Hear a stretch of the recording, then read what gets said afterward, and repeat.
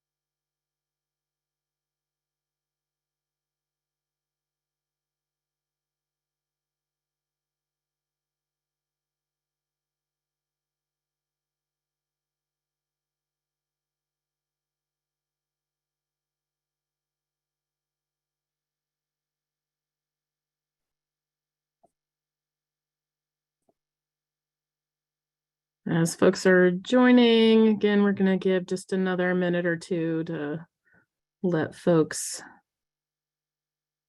get logged into the webinar before we get started.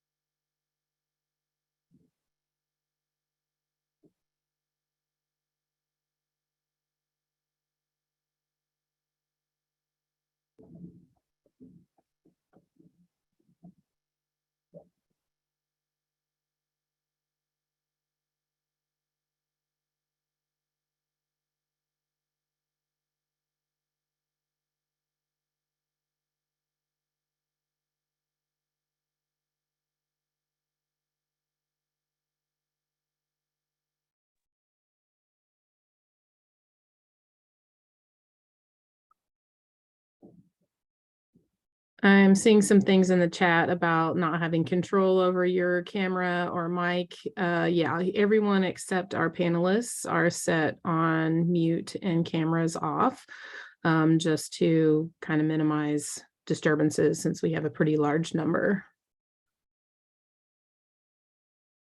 Okay. Leanna, do you want to jump in and talk about the workshop first?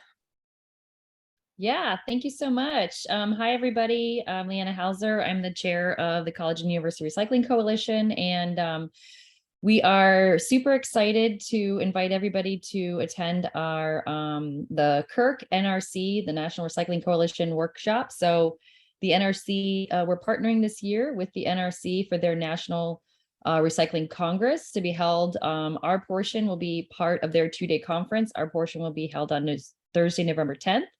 We have an action-packed agenda with from 12 to 5 p.m.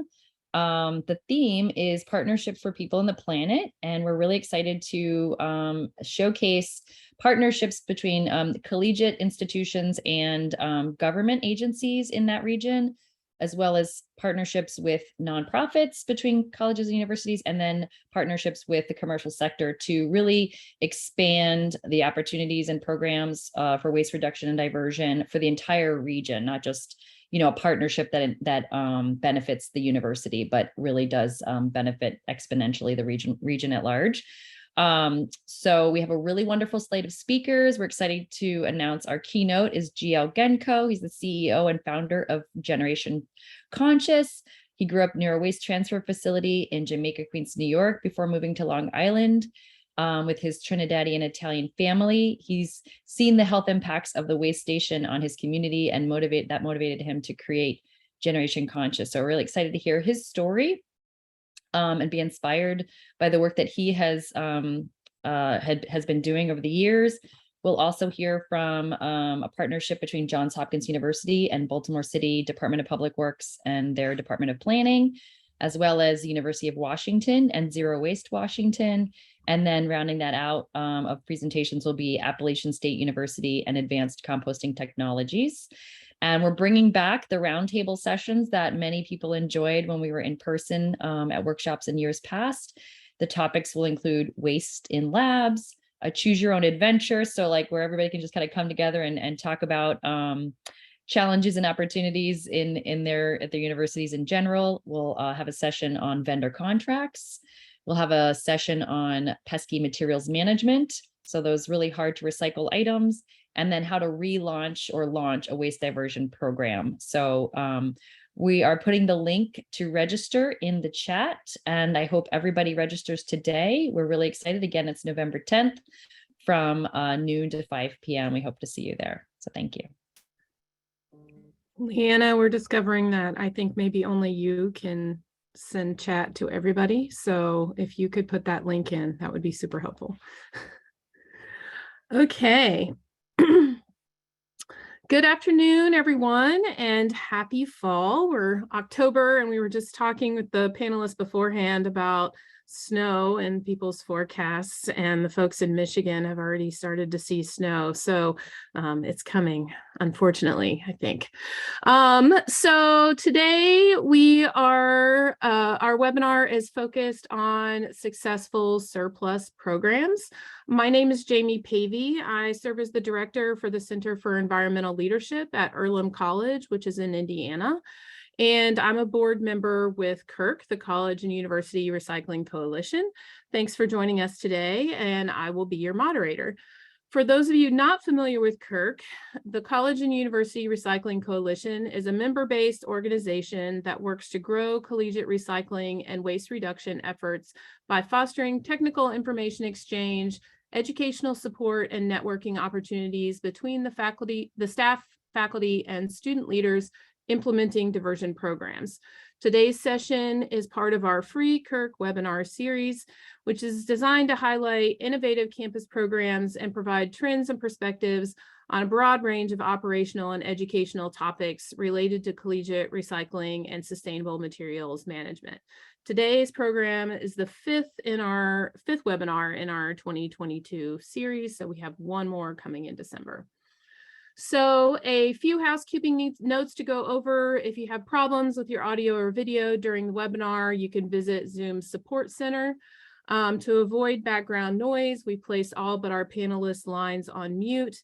We encourage you to submit questions at any time using the Q&A section to type a note, and we will cover as many of those as possible at the end of the presentation. So we'll take Q&A after each presenter. For general comments or notes, you can use the chat function in the dashboard as well. And copies of today's presentation slides and a recording of the webinar will be available within the next few days from the CURC website, which is www.curc3r.org, which we will also drop into the chat for you. So on to our main topic for today, which is surplus programs. So surplus institutionally owned property can be a valuable resource for colleges and universities. However, many campuses, including mine, struggle to effectively manage surplus programs, maintaining an accurate inventory of items available, managing on-campus requests for items, determining what can be offered for sale, how to offer things for sale. All of these things are challenges. So in this webinar, we'll hear from managers of surplus programs that focus on furniture and larger items, as well as a program that focuses more on office supplies. The speakers will share information about the structures of their programs and lessons learned about different approaches to the distribution and sales of goods. So first up, I'm pleased to introduce Becky Andrews and Kelly Milligan to share information about Washtenaws. Hopefully I said that right. Did I get it? Washtenaws Community College's surplus program. So Becky Andrews has led the waste and resource management efforts at Washtenaw since October 2016. She oversees daily operation of the recycle department and coordinates with other departments and contractors to ensure discarded materials are disposed of in line with the WCC resource recovery goals. Kelly Milligan is the campus service manager at Washtenaw Community College. Kelly has 20 years of extensive experience at WCC in operational, supervisory, and managerial roles in custodial services, grounds maintenance, and campus services. As the manager of the campus services department, Kelly oversees the WCC surplus store. So I think with that, I will turn it over to Becky and Kelly. I'll stop my share and let you all take over. Okay.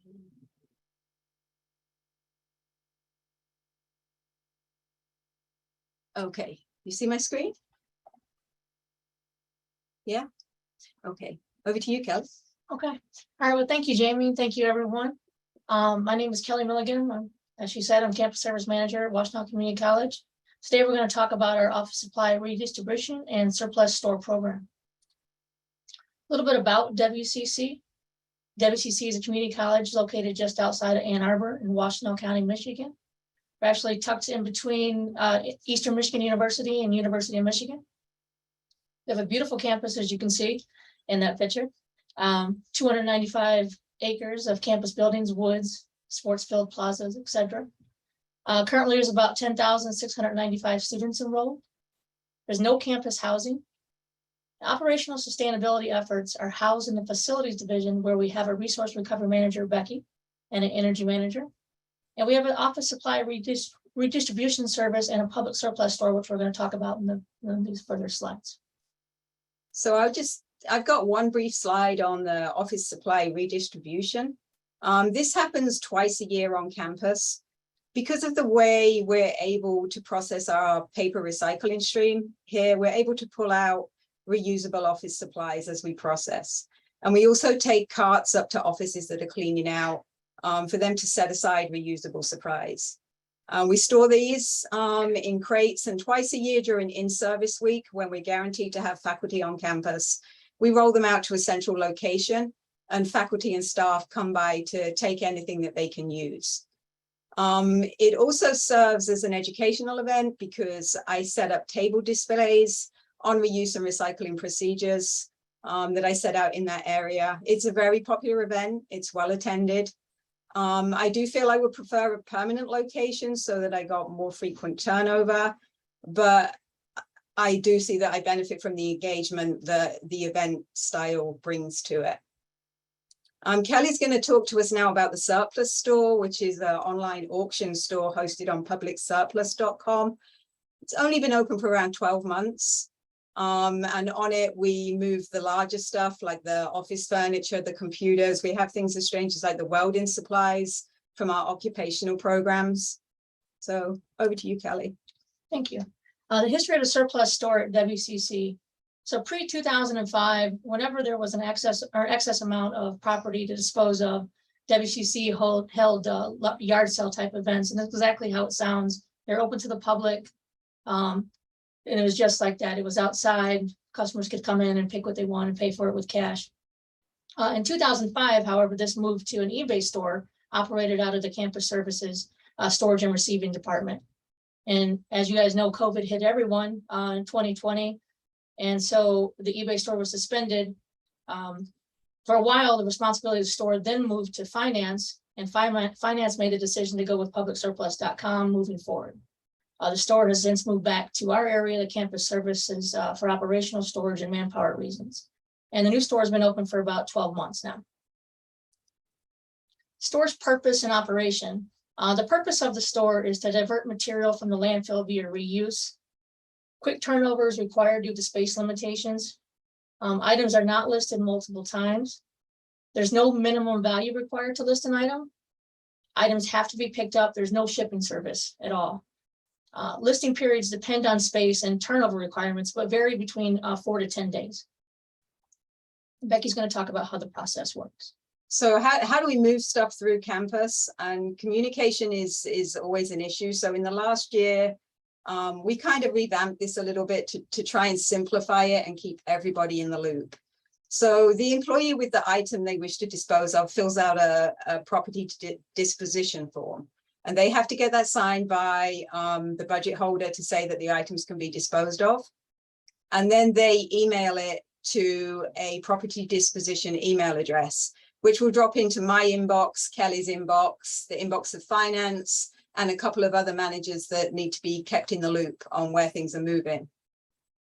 Once I get that form, I'm the first person to go out and inspect the item. And what I'm really looking for is to establish if it needs reporting to finance. Anything that was purchased above a certain value is going to have an asset tag on it. I'm then going to need to report that to get that cleared by finance before it's released for sale.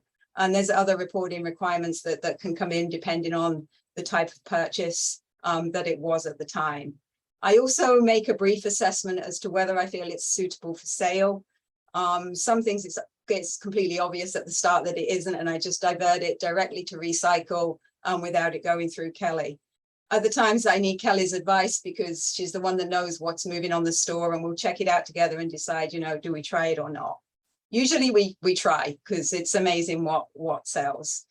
If it is suitable for sale, I refer it to Kelly's team and Campus Services. They then come out, collect the item, list it, and store it in the warehouse. If it doesn't sell after the sale period, it then gets referred back to me. I then try to donate it. I work with several school districts in the area and several nonprofits. I have one nonprofit that comes out once a month with their truck. And because they have a very different customer base than we do, they can usually move things that we couldn't.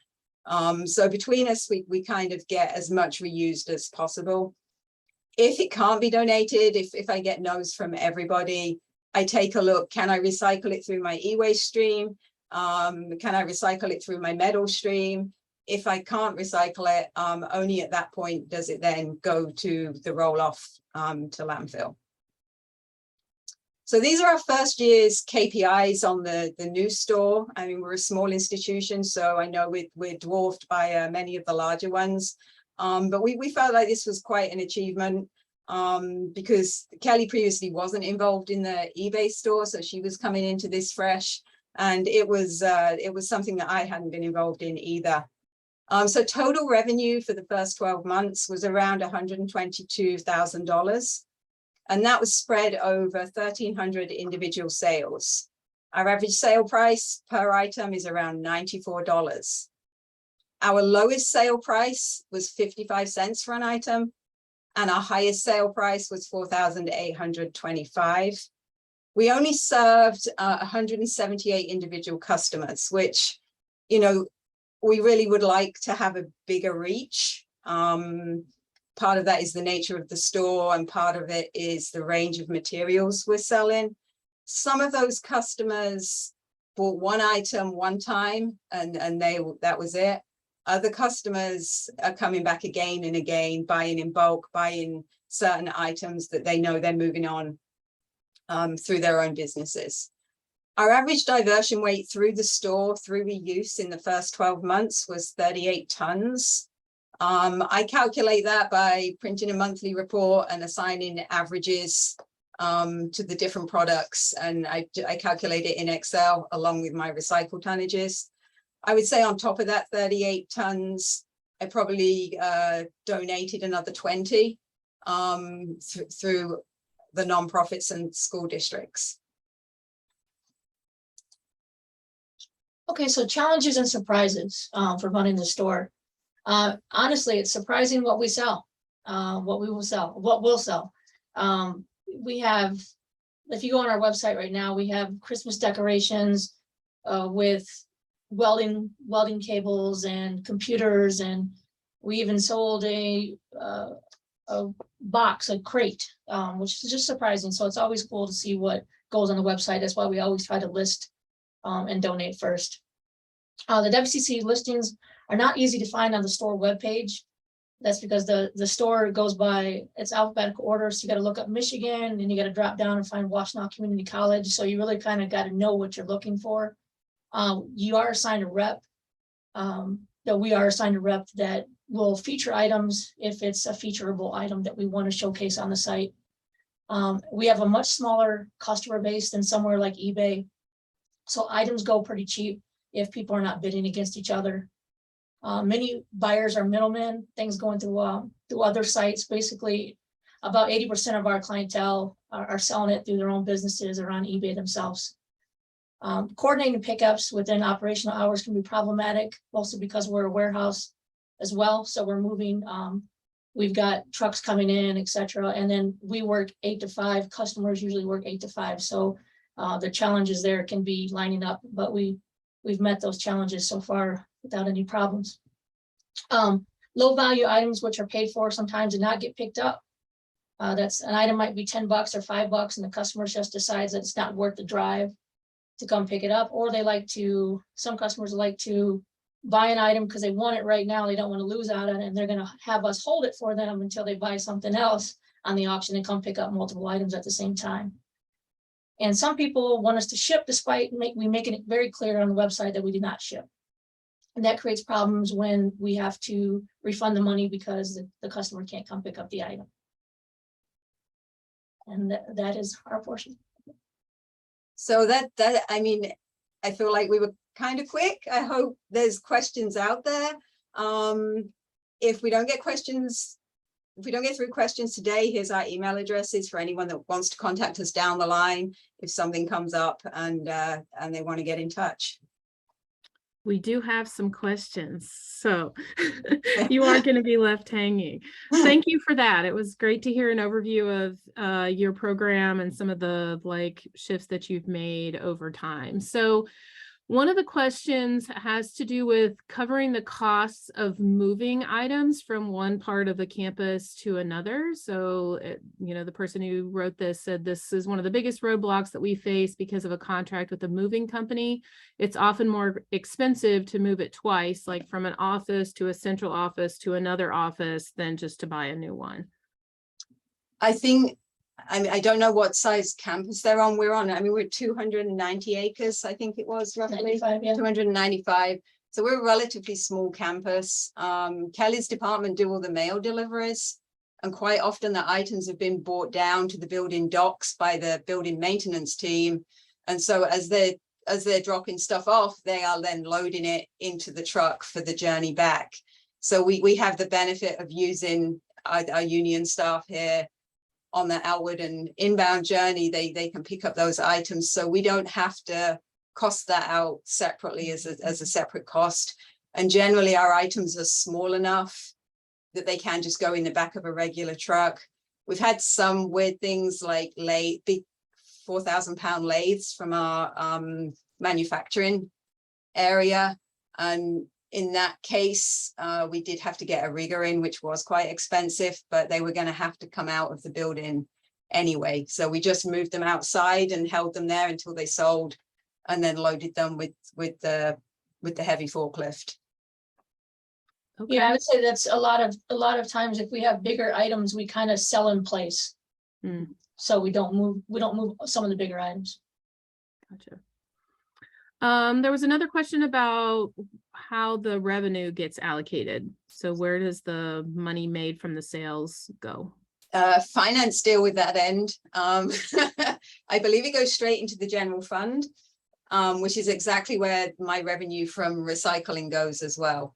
So both those streams of income go into the general fund. We aren't actually set any targets on what we need to achieve from them. It's kind of seen as extra. Yeah, we're very lucky that we don't have to justify that revenue against the expense. Gotcha. I think maybe we'll just do one more right now and move on. So there was another question about how long do you typically hold items before moving them to recycling or disposal? So I think it's kind of how long do you give internal folks, a chance versus then selling it? So anytime something goes up on the store, someone internally that wants it kept internal for use at WCC, if they're not aware of that item, they can contact us. We would take the sale down and redistribute it on campus, because if I can keep it out of the discarded material waste stream, then that's my number one thing. but we do struggle. That is something we need to work on, about how we tell people what we've got. I believe public surplus does have a way of listing things for a week before you go public. There's a way of listing it internally. We are not currently using that feature. It's a case of if someone sees something, they'll call and we'll stop the auction and send it out. If it doesn't sell, then it usually gets held till the end of the month, because the nonprofit I work with, they just come out for a full truck. So it sits there, and at the end of the month, I let them know what I've got. They come and take what they need. Then I see what I can recycle, pare it down that way. So the clear out is about once a month, where we get the area back to, well, it's never back to zero, but as close as we can. Right. Okay, great. Thanks so much. And if we have more time at the end, we might pull in a few more questions, but thank you. Thank you. All right. Let me go back here.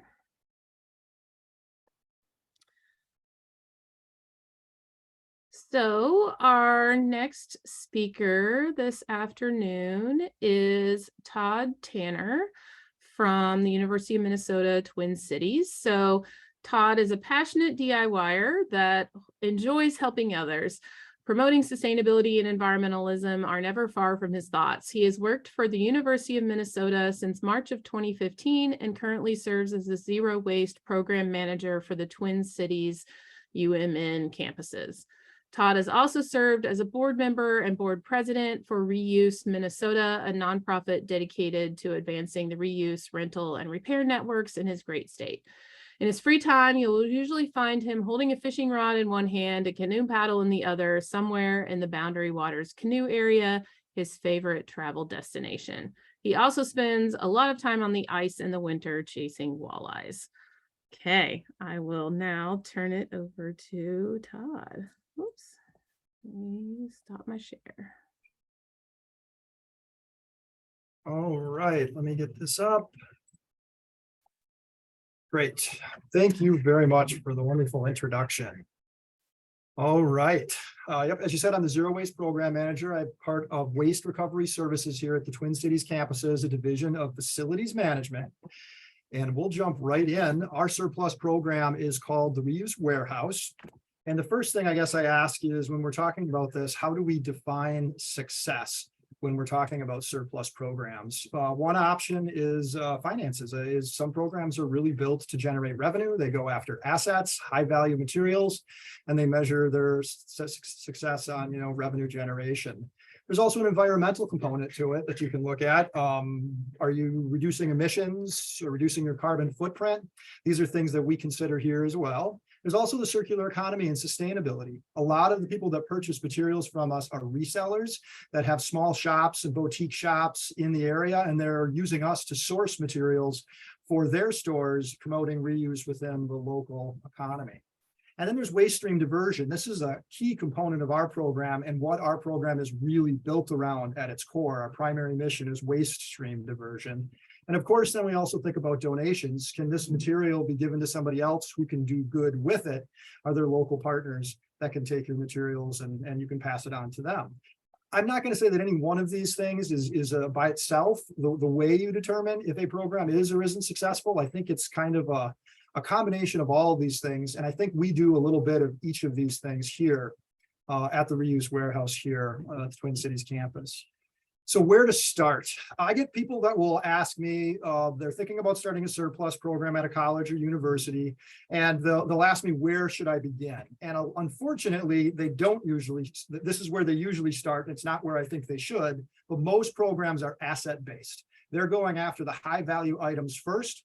And these are things that usually there's going to be red tape involved with them. A lot of schools are somehow connected to the government, so there could be government regulations when you're trying to sell assets.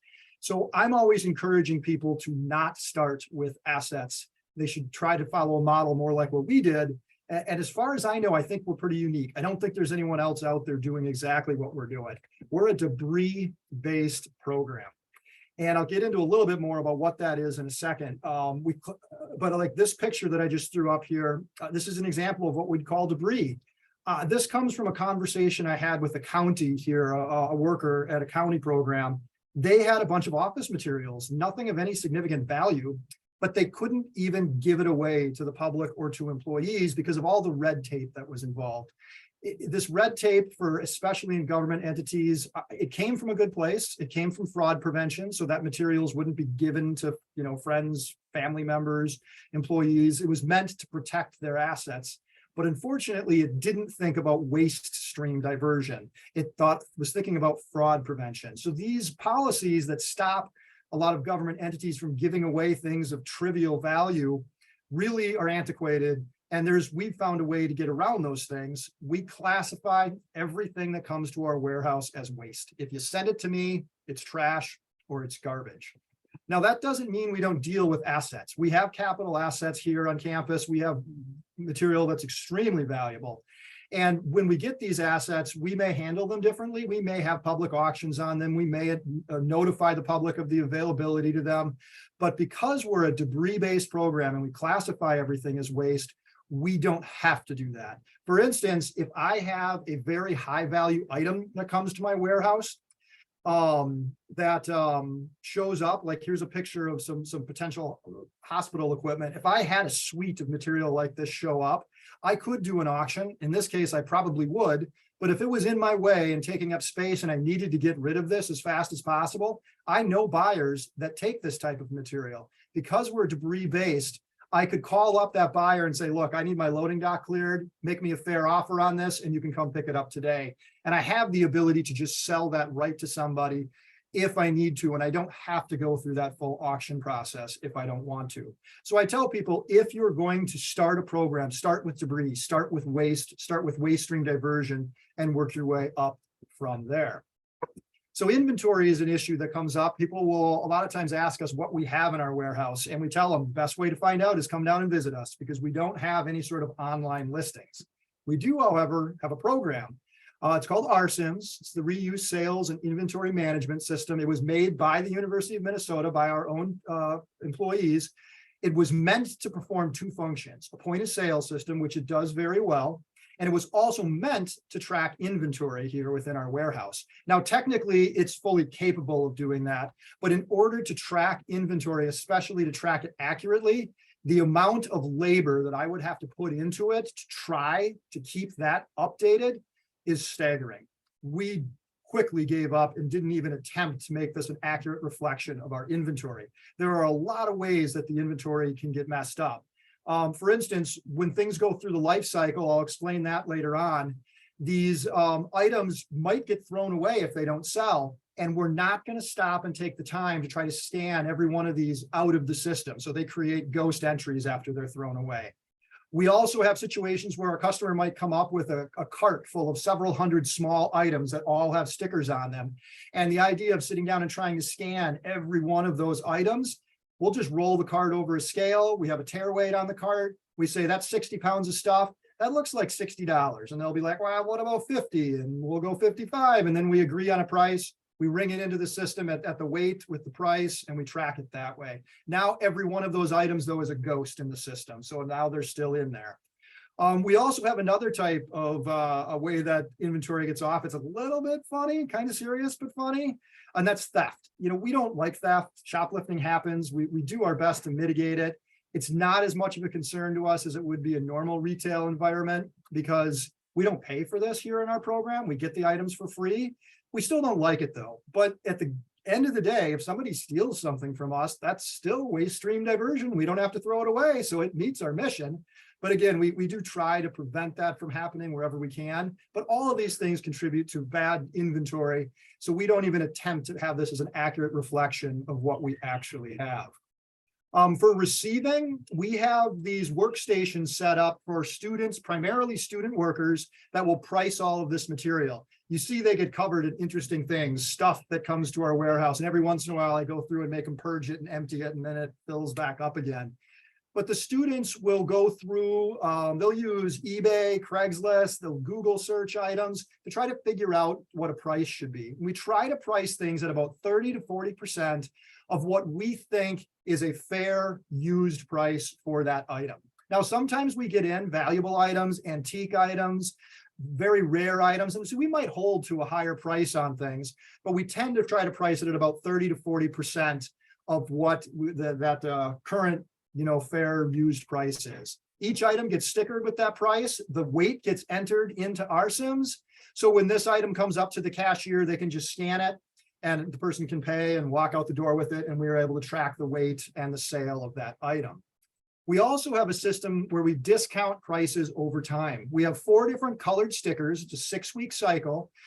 That item will stay at full price for 2 weeks, and then it'll run through the discount cycle. Week 3, it hits 20% off, and then the next week, 40, 60, 80% off. And when you think about that, we're already starting out at 30 to 40% of what is, going to be a fair use price.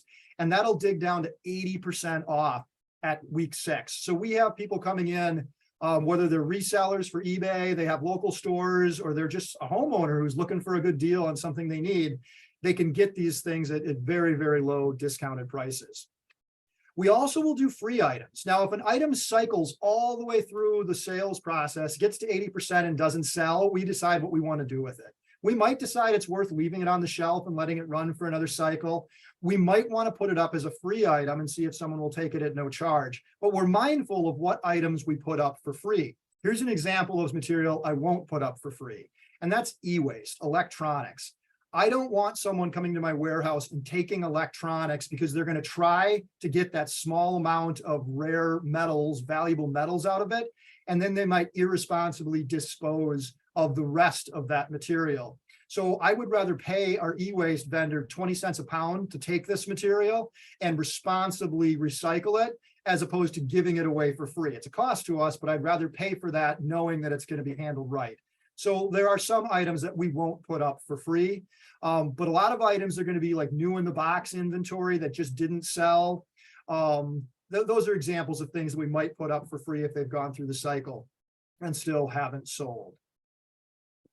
So the RSIMS helps us to capture data on here, and there's a few key data points that we're always looking at. Obviously, we're looking at our sales figures. We're looking at weights of materials, and I'm going to get into something new we're doing with it, which is the MSW versus debris. But let's start with sales data here. Our fiscal year runs July 1 through June 30th. And last fiscal year, we sold just shy of $350,000 worth of material. That's the actual sticker price on it, not the value of the material. That's what actually went into our cash box for sales to the public. We also transferred back about $80,000 worth of material. Again, that's the stickered price that we put on it back to university use. Now, we don't charge ourselves for that. We do track what the sticker price was on it, but most items can be taken by the university free of charge as long as they're going back for university use. We do, however, estimate what we call an offset value.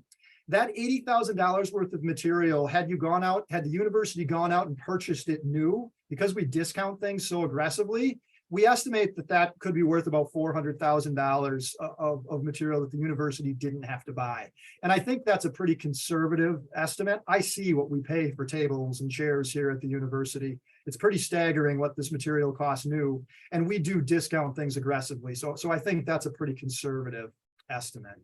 And then this system also is used to track taxable sales versus non-taxable. We have a lot of nonprofits that qualify for tax exempt status, but we do pay sales tax on the rest of the material that we sell. As far as weights go, same time period, last fiscal year, we sold to the public 337 tons of material. I will always run these numbers in both tons and pounds when I'm talking to groups. I work in tons. Tons make sense to me. But for the general public, they don't usually think of tons as a meaningful number. So I'll always put both of these two figures up there because that 675,000 pounds sounds like a much better number, even though it's the same thing. Return to university, 40 tons, just over 81,000 pounds. That's actually down quite a bit. Pre-pandemic, that number was significantly larger. And I think that's because we still have a large percentage of our population, of our employees, working from home. So our university foot traffic is just down considerably to where it was 3 years ago. It's starting to creep back up, and I expect that number to come back up. This last year was 750,000 pounds of material that we didn't dispose of. And pre-pandemic, we were around 1 million pounds a year. So I still think that's off some, and that's based mostly on lack of university sales because people just aren't on campus as much as they used to be. So the MSW versus debris issue, I said we're a debris-based program. We classify everything as waste, but traditionally we called it all debris.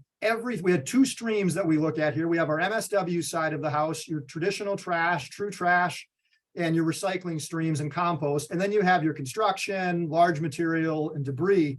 We used to count everything from our warehouse as debris, and it would only offset against our debris numbers. But MSW is what the county and the state of Minnesota is really concerned with us looking at and tracking more than our debris side.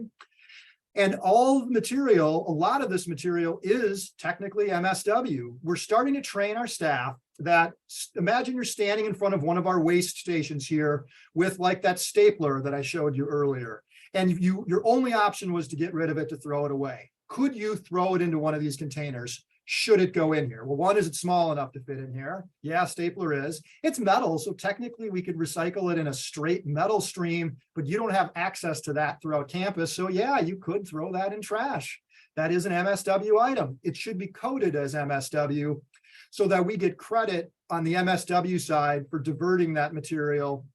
So we're finding ways to track it so that we can tell that story and we can get credit for the work that we're actually doing in the right place. And looking at those MSW diversion numbers. All right, space. I had to sneak a James Webb photo in here. It's just gorgeous. We are fortunate at our warehouse that we have a huge amount of space available to us. We're not the only tenant here in the building. We do have others, but the footprint is predominantly ours. And we have high bay ceilings, pallet racking, forklifts, lots and lots of space to be able to store this. This equation I have up here, I think, is as fundamental as E equals MC squared. You just remember this equation. Reuse equals space and time. You have to have space and time in order to be successful at reuse. The more space and the more time you have, the better you're going to do at it. An example happened today. We purchased a church on campus last year, and it's being demoed for new construction. We took all the church pews out and brought them over here. We sold a couple of them right away, and then they sat for weeks and now months. Today, somebody finally came in. Actually, two different people finally came in and are like, I want to buy some of these church pews. Prices are drastically reduced, but it looks like we finally have homes for most of these church pews. It took us months though, and we had to have the floor space to be able to sit on them. So next, I'm going to hit on some programs here. In the interest of time, I'm going to go through these quickly and just kind of acknowledge that they exist. We have a student move-out program, thousands of pounds diverted over the year, where we give free stuff back to students. We also sell this material. If we can't give it away, we donate it as well to nonprofits. We have bike sales where we've repaired and sold thousands of bicycles over the years. We work with local bike shops and we pay them out of the sales proceeds to fix bikes. So we generate more money than it costs us, keeps them operating in the winter when it's slow. And we also have a student storage program. We have hundreds of students that will store materials with us. We offer a pickup and a delivery service for them. A lot of students are getting on airplanes. They don't have transportation to bring this to a storage facility, so we're offering that for them.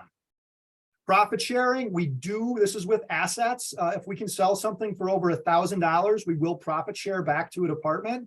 We split it about 50-50 on the first $1,000. Everything after $1,000, 90% of that will go back to the department. If an item comes to us though, it just shows up here because somebody sent it to us and we sell it for over $1,000, we don't try to find the department to profit share. It's items that they identify to us and let us know they want to profit share on. We sold our largest sale. Single sale was a collection of maps. It was actually significantly bigger than this picture, but it was a $40,000 sale, and $35,000 of that went back to the department that owned the maps. E-waste is a new venture that we're working on here. We've always had e-waste coming in here. We've always, if we haven't been able to sell it, I've always set it aside for a vendor. But we are now acting as the single point of consolidation for all e-waste on the Twin Cities campuses. We use our existing reuse and recycling routes, trucks, and drivers. They're already going to these buildings. It makes more sense for us to bring that material back here than having a third-party vendor making all these stops around campus. Less miles driven, less risk of accidents from commercial vehicles, reduces carbon footprint. We also think of it as a way to protect our data. Our vendor has never done anything wrong with our data. They've been great, but we collect this material faster. We get it back here quicker. We pull the hard drives out faster and we consolidate those down to be sent out for destruction. So we think it's better for data security as well. We also can sell more of this material. The vendor would profit share with us, but it's not on the most favorable terms. We do better when we sell this material ourselves. And then we can send whatever is left still to that vendor. A new adventure we're working on, this isn't in place yet, but I'm hoping it will be very soon. Whenever we're talking about waste, we always in this industry are saying we need to think about waste at the beginning of life, when everybody only thinks about waste at the end of life. And we're starting a pilot program. We like I said, it's not official yet. We're hoping to implement this very soon. But when our IT department is purchasing new computers for departments, they're going to incorporate an end-of-life disposal fee with the sale of the computer. That fee will be used to be passed to us so that we can hire staff to manage this material more effectively. And this summer, we set a goal to sell $50,000 worth of computers at auction. We just take the hard drives out, sell them as is, just like this. And we smashed that goal. We hit it a month early, and we're close to 70-ish thousand in sales in the time frame that we established. So the selling of the material ourselves has been going very, very well. And the last thing I'll touch on here is just how we reach out to the community. We use Facebook predominantly, social media. We've got a following of 33,000 people. And if you just glance through this, you'll see kind of what we do. We have fun. We play with words. We do puns. We just try to be silly and humorous. And it draws people in. We have a powerfully large following. And if I need to get rid of something that's a problem item, I can put it on Facebook. And a lot of times I can find someone that will want or that will take that item. We don't have a lot of luck with other social media platforms. We've tried them and we'll continue to try them. But for whatever reason, Facebook has just been where we've gotten that traction. So with that, I will say thank you. For the chance to present here and open up for any questions. Or if we want to on time, I can stay around after and we can let the next presenter go. Yeah, I think we are going to be a little bit tight on time, but thank you very much, Todd, for that that great overview of your really amazing program. And I think if you wanted to go ahead and jump into the Q&A, Todd, and respond to some of the questions there, and Becky and Kelly, you all could do that as well. That would be great because folks can see those responses too. Okay, so our last presenter is Margaret Bounds. So Margaret has served as the Director of Sustainability at Connecticut College since February of 2022. Previously, she served as Assistant Director since 2017. So she does lots of amazing things in that role. She also is a member of the Kirk board. So it's great that she gets an opportunity to talk about some of the work that she's been doing. So she's going to talk to us more specifically about an office supply program that is run at Connecticut College. Okay, take it away, Margaret. Great. Thanks, Jamie. And as she said, I work at Connecticut College. I'm going to talk about our small scale office swap program, which feels a little bit, small peanuts compared to our other folks. But Conn is a small liberal arts college in Connecticut. We have about 1,800 students. And our office swap program is managed out of our Office of Sustainability. We're co-directed by a faculty director of sustainability in my position, a staff director of sustainability. We also have a student office coordinator who is the main person who does the labor for office swap, actually collecting donations and doing the deliveries. I handle some of the back end sort of technology parts. So a little bit about office swap.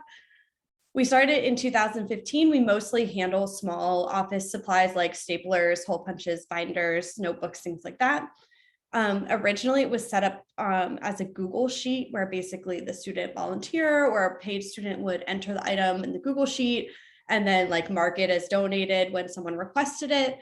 And the items were advertised on CamelWeb, which is our intranet, sort of in the same place where you would say hey, I have an apartment for rent.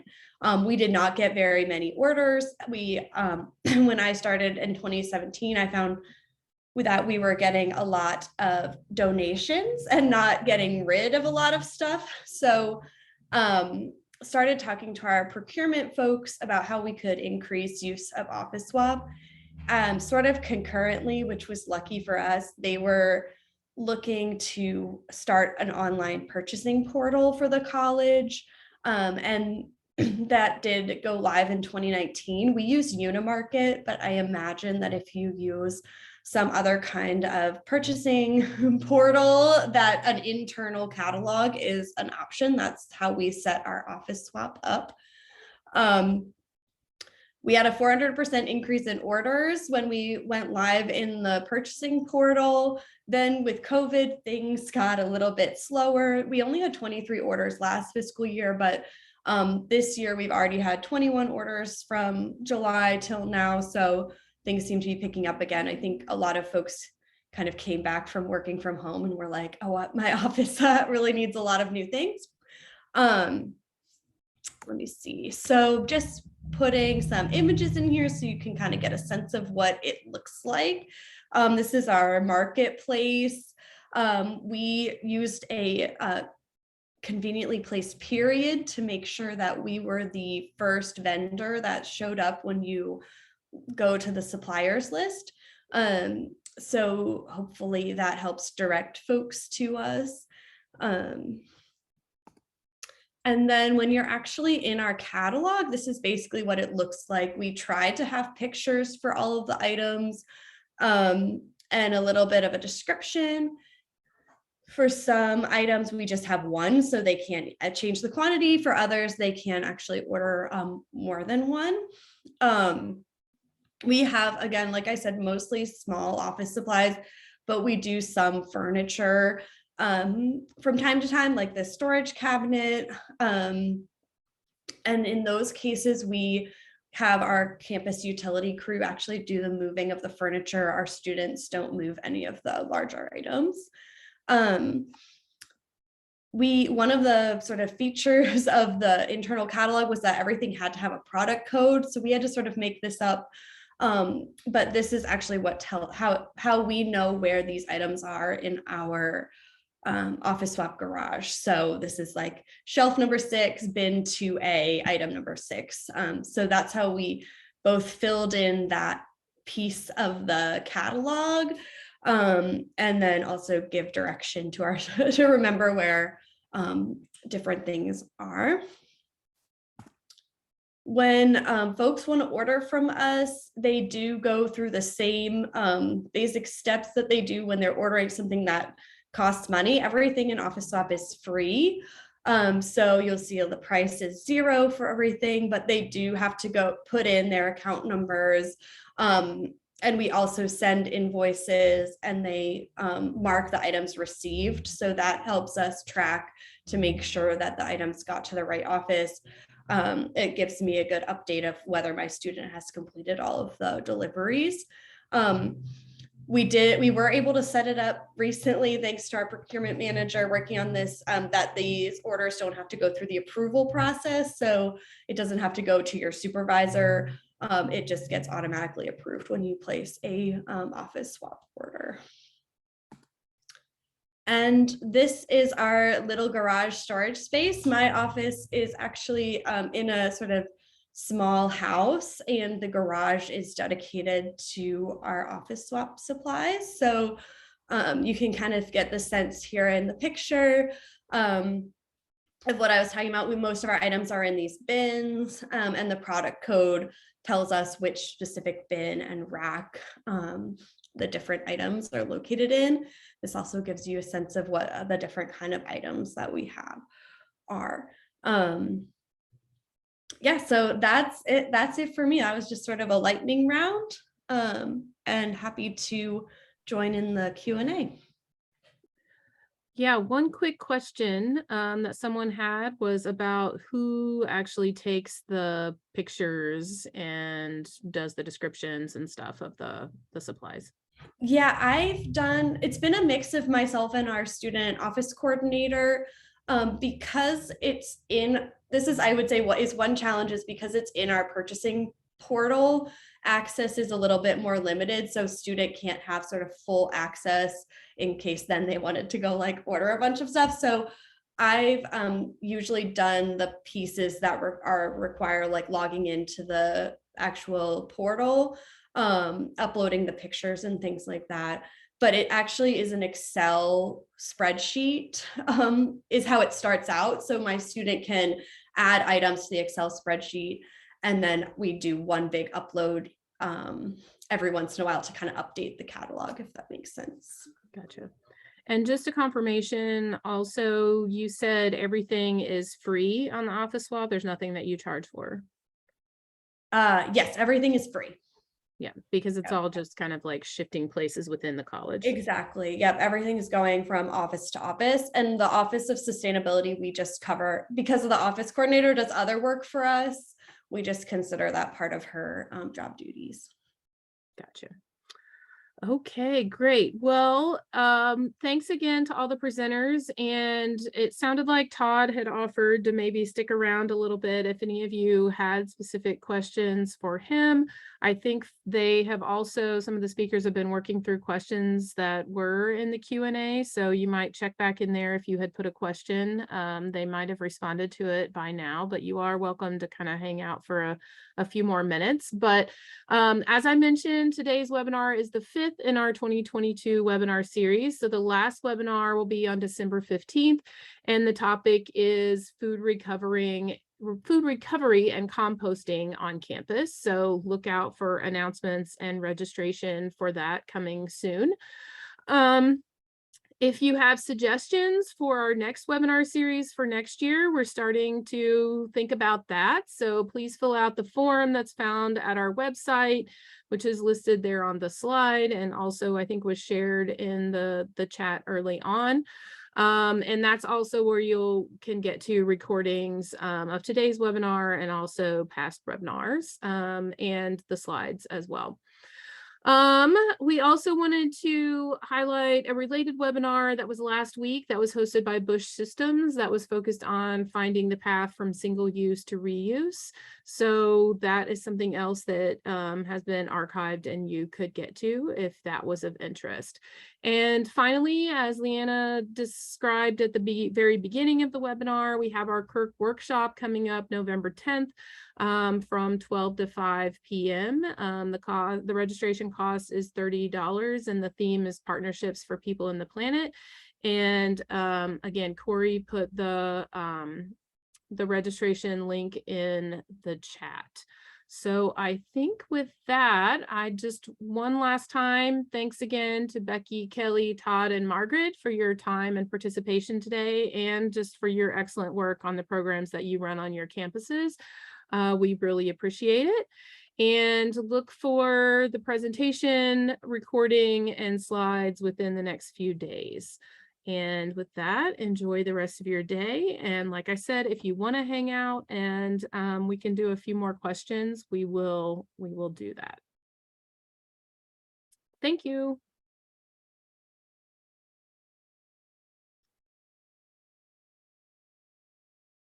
Okay, Todd. Looks like we still have a fair number of people on there. One that I didn't answer yet here, it says it's from Eric Vargo. I don't know if Eric's still on. Without tracking every item, understandable, what do you report back to internal audit risk management departments that would cover, address any of these concerns? I'm not sure that I'm trying to understand exactly where it's coming from. If we sell it, we do track it. We enter it into our system. It's going to at least get coded as MSW or miscellaneous, and there'll be a short description of what the item is. So if sometimes maybe a sticker falls off an item and somebody brings it up to the counter and wants to buy it, we can enter it into the system on the fly. So anything that we sell will be tracked at least on some level. It's just that the items that get entered into our inventory, like I said, there's hundreds of thousands of items that are in there that we've thrown away over the years, and they just sit there and they never get purged out. Not sure if that is exactly what Eric was asking or not. I mean, that sounds reasonable to me, I think. There was a question too here that's back to that debris. Somebody asks, how did we start a debris-based program and, cut and avoid all the red tape? It happened way before my time. I mean, this program has been in existence for, in some form, almost 30 years. And it was really done with, the way I understand it, it was really done without them asking. They're like, we don't want to throw this stuff away. People keep bringing us. It really started with mostly office furniture, because somebody would have a desk and they're like, we don't want to just throw this into a roll off. So it would show up at our recycling center, because we operate our own MRF, and they would collect this material. And when they eventually got enough of it, they just put out a call to the community and say, we're going to sell this stuff, because the alternative is we're going to throw it away, and we don't want to do that. So they started off with just discarded material. And eventually it's changed into everything somebody doesn't want. I'm constantly telling the university community, if you don't want it, please don't throw it away. Send it to me. Send it to my warehouse. If we don't need it, if we can't sell it, we'll be the deciding factor on if it should be thrown away or not. Because there's so much material that people think is trash that somebody wants to buy. So we start from that debris side. It's just give us everything and we'll sort through it. I know, and maybe you answered this, but I'm just curious. I know there was a question about like how many people it takes to run your program. Oh, I didn't see that one. Okay, so I run the warehouse, so I manage the warehouse. I do other things in the recycling side. We've had one full-time employee at the warehouse for about 45 years now. We just added a second full-time employee. It took me forever to get that person onboarded and get approval for that, but we finally have it. They'll be starting in about a week. And because of the e-waste efforts that we're doing, it looks like I'll be adding another full-time employee here in short order because of the e-waste program. It is dependent on that e-waste disposal line item. If we can get that approved, we'll have the funding for that employee and they'll come on in short order. Then we have a small army of students. Right now, I've got about 12 students that work for me, that work anywhere from 5 to 20 hours a week each. I have two, it's called a temp casual position. It's like a part-time job. They can work like 60 some odd days per year in that classification. So I've got 2 people that are falling in that category right now as well. Okay, gotcha. And that's just the reuse side of things. We have drivers that run a fleet of trucks, and we have a MRF where we process recycling, and that's a completely separate facility. Obviously, those trucks are used to bring back recycling, e-waste, and reuse materials, though. The drivers don't report to me, though. Gotcha.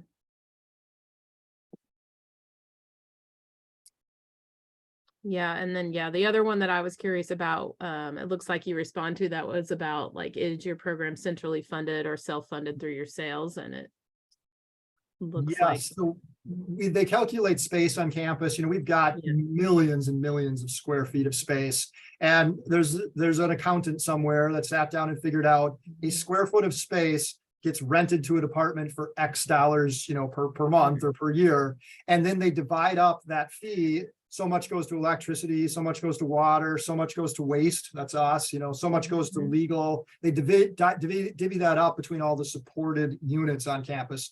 And we're one of the supported units. So we get just a fraction of a penny for every square foot that's on space, that's on campus. But that doesn't allow us to expand our program. It just barely allows us to continue operating. So when we want to look at making our programs bigger, like this e-waste, and making sure that we're managing this, we have to generate revenue from it, for one. And then we have to find another way to, you know, hopefully get something, because revenue generation isn't enough for them to come back to me and say, oh, you're generating money. We're either going to let you do that for a year or more and make sure it's consistent before we let you add an employee, or we need you to find a way to get this $50-some thousand of budget guaranteed. And so that's what we're trying to do with IT right now, is work with them to put that line item in. So it's about a $10 per computer fee. It's less than 1% of the total price of the computer. And if we could get that fee added in, which technically, according to the rules with IT, it's within the rules. Now the question is, will they just agree to do that for us? We think they will, but the decisions aren't finalized yet. If they do that, I'll be adding another full-time employee almost immediately. Yeah, wow. Okay. Well, I think we hit most of the main things that were in the questions. So I think we're good. Well, here's somebody that asked about RSIMs. If you're interested in it, reach out to me. You had to send me an email about it. Is that Okay. can I respond to her?